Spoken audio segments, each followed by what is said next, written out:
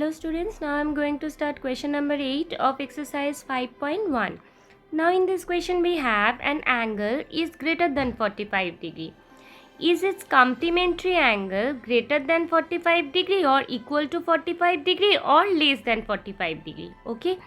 So if we consider any angle which is greater than 45 degree, say 46 degree. We can take any angle greater than 45 degree. Here I have taken just 1 degree greater than 45 degree. Okay. Now, what are complementary angles? Complementary angles means the sum of two angles will be 90 degree.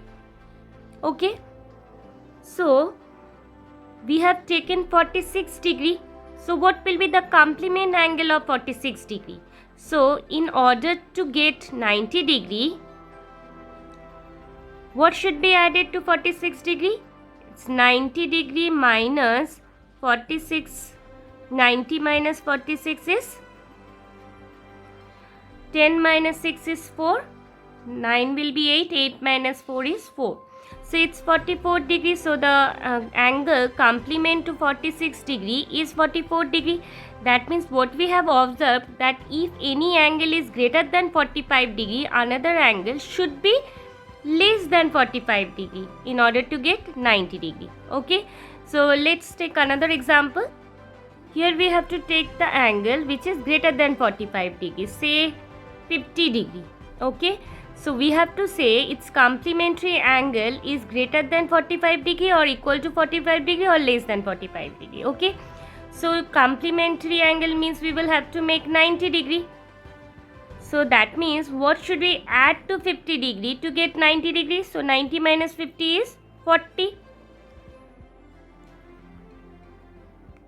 So, in this case also, if you take an angle which is greater than 45 degree, complement of that angle must be less than 45 degree. Okay. So, what we have observed that if any angle is greater than 45 degree, okay, if any angle is greater than 45 degree, then complement angle of this should be less than 45 degree in order to get 90 degree. Okay. So, what will be the answer if any angle is greater than 45? Is its complementary angle greater than 45 or equal to 45 or less than 45? So, it should be less than 45. So we'll write less than 45. Okay. So, this was all about question number 8. Now, moving on to the next question. Now, coming to question number 9. Now, question number 9 says, in the adjoining figure, is angle 1 adjacent to angle 2? Here, we will have to find this angle 1 and angle 2 is adjacent or not. Now, so what are the properties of adjacent angle? At first, they will share the common vertex, which is O. Okay. Then, they will share the common arm. See, if you see angle 1 and angle 2, this arm is common to these two, angle 1 and angle 2. And the third condition is non-common arm should be present on either side. This is the non-common arm, this and this. So that means non-common arm should be present on both the side of the common arm. So, which is the common arm here? See, OC is the common arm and this OA and OE, these are the non-common arms, okay, which is present on both the side of OC. So, that means we can say that angle 1 and angle 2 is adjacent because here the property of adjacent angle, the three condition which is needed for being a adjacent angle is fulfilled. Okay, so we will write yes. Now moving on to next part. Now in the second part we have is angle AOC. Now where is angle AOC? This is angle AOC. This angle, that means angle 1, is adjacent to angle AOE. Now where is angle AOE? This is AOE. That means this angle. Okay, we will have to find whether these two angle is adjacent or not. So as you all know that for being an adjacent angle, three conditions are required. So the first condition is they share the common vertex. Yes, AOC and AOE both share the common vertex. Okay. Now second condition is they share the common arm. Now which one is common arm here? This OA is the common arm. See, here is also AO, here is also AO. So that means second condition is also fulfilled. Now coming to third condition. Third condition is non-common side will be present on either side. So here this is the common arm, isn't it? This is the common arm, and here this is the non-common side, isn't it? This is the non-common arm. So what we have observed that this non-common side is this non-common arm is present on this side, not on this side. So it's present on so it should be present on either side. So that means the third condition is not fulfilled. So we'll write no. Okay.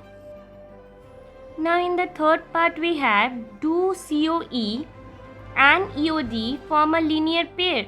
Now what do you mean by linear pair? Linear pair is basically a straight line which forms 180 degree. Okay, this is called linear pair. Now see, if we consider two angle here, say this is one angle, okay, say this is angle 1 and this is angle 2. So this angle 1 and angle 2 forms a straight line, and since it forms a straight line, that means the sum of this will be 180 degree. So these angles are called linear pair. Now get to the figure. Now where is COE in the figure? This is COE. Okay. This is COE. Okay. That means angle 2. And EOD. Where is EOD? This is EOD. That means this angle. So this is angle D. Now this is which angle? Angle 3 and angle 4. This is angle 3 and angle 4 make EOD angle. Now if you see this angle, if you see angle COE, which is angle 2, and if you see EOD angle, which is the combination of 3 and 4, all together make 180 degree. Why? Because it forms a straight line which forms 180 degree. So that means these COE and EOD form a linear pair. Okay. So we'll write yes. Okay. Now in the fourth part we have our BOD. Now where is BOD?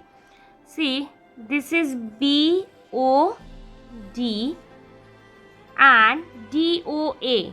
BOD means angle 4 and DOA means angle 5. Okay. Are BOD and DOA supplementary? Now supplementary means the sum of two angles will be 180 degree. Okay. So we'll see whether these two angles form 180 degree or not. So for this, let's draw this figure. It is said that angle BOD, that means this angle BOD. So this is like this, and DOA means this. So it is this. Okay, BOD means angle 4. So this is BOD. So this is angle 4, and DOA. This is angle 5. Now see, these two angle 4 and angle 5, or we can say that angle BOD and DOA forms 180 degree because it forms a straight line. These angles are formed on a straight line, so that means it makes 180 degree.